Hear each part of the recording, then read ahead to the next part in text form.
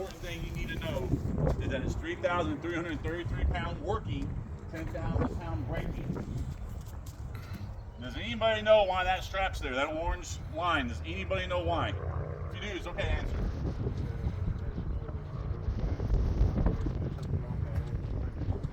Perfect. So, two things.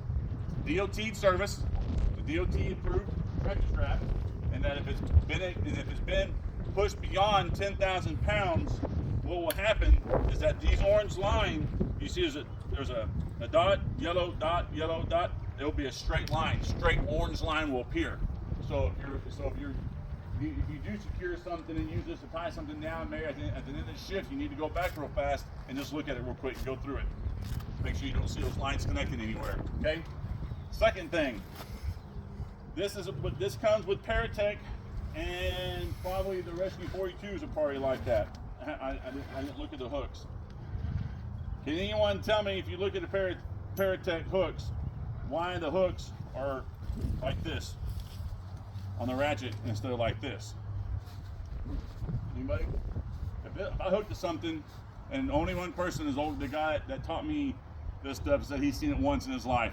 Take a lot. But if this breaks, it's like this, where's this ratchet going? Back at you. My face, right? If it's like this, and that hook breaks, where's it going? To the ground. That's the only thing.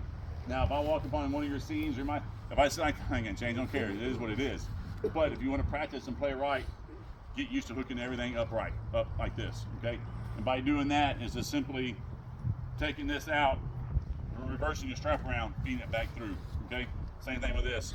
Unbolt your bolt, flipping around, and everything will be upside down. When you hook it, be like this, because the last thing you want is to do this, you tighten, this is going to do that to the ground, and now you're under your hand, you're trying to, it's a pain in the ass. So either A, leave them like this, or switch them. So that's the thing. Probably grade 8 bolt. If you get in a situation where you have this much room, you need to ratchet, but you don't have enough room because this is getting sucked up into here so close already. Don't be afraid. So if this was other way around, you can take this here and hook it into there. Okay. So what I like around a strut, when your struts have the D rings and everything, you can go through. That's the only reason why I like this one to be upside down, because I can go through and back around and hook it to that bolt. And I just took out, an inch of slack on my deal, so don't be afraid to hook it like that, okay? Deployment. Oh, so someone did it a little while ago. It's called side spooling and over spooling, okay? And I let me go ahead and.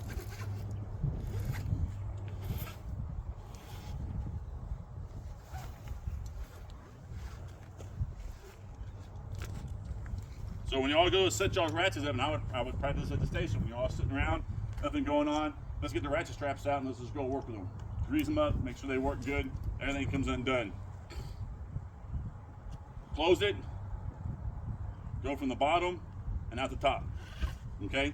Now the reason why you do that, some people put them in the other way, or they fish them through and they come back through here. I don't know why, I can't figure out why they do that. But if you have it like this, and you go and you pull your slack, and let's say you're my anchor, as I'm pulling my slack, it's staying on top, okay? So now go ahead and hold this right here.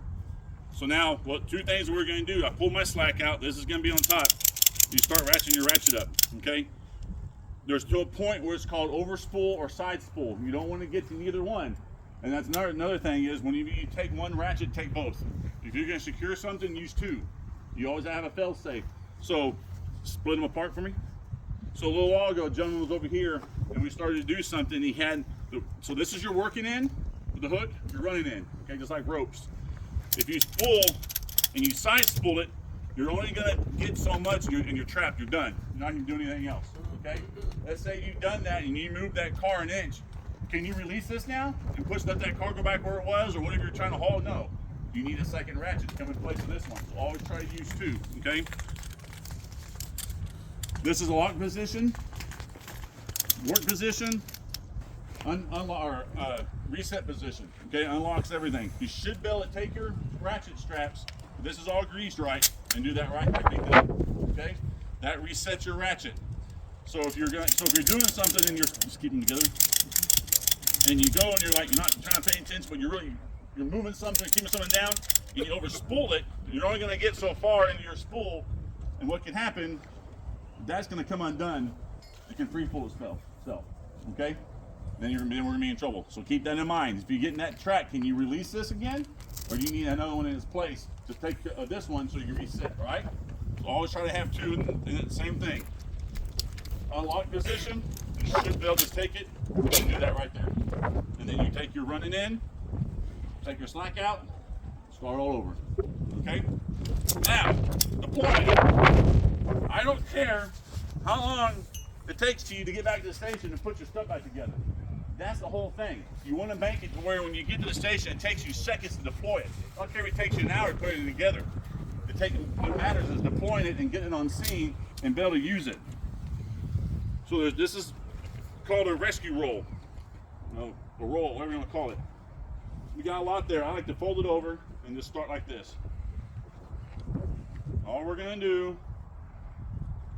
is just wind it up until I get that tail up in here a little ways, and then I'll stop. I'm just gonna kind of just put pressure right here. I'm gonna pull. See how it comes together?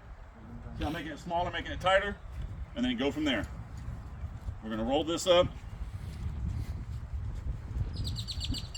right before the end. Stop again. Give it a little pull. Come down here on the ground or back of a truck or wherever you're gonna be.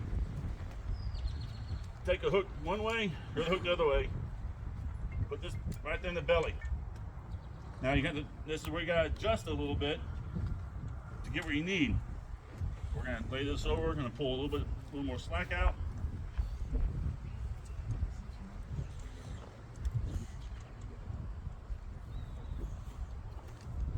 The point where I have to literally force this down to get these hooks to come together.